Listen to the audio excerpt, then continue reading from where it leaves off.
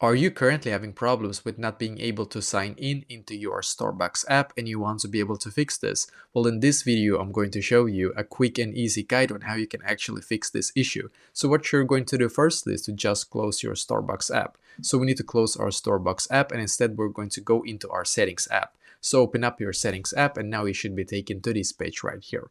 So what you're going to do on this page is to just simply scroll down, click on general in here as you can see, and now you should be taken to this page. Now on this page, scroll down a little bit and then click on storage and you should now be taken to this page. Scroll down in here, we're now going to scroll down and try to find Starbucks in here, so just a second. Let's see if I can find it. I think it's perfectly, it's right here. So I'm going to click on Starbucks and click on offload app. Once again, offload app, as you can see. Wait just a couple of seconds and click on that blue button here. As you can see, the first result right here, basically that is blue.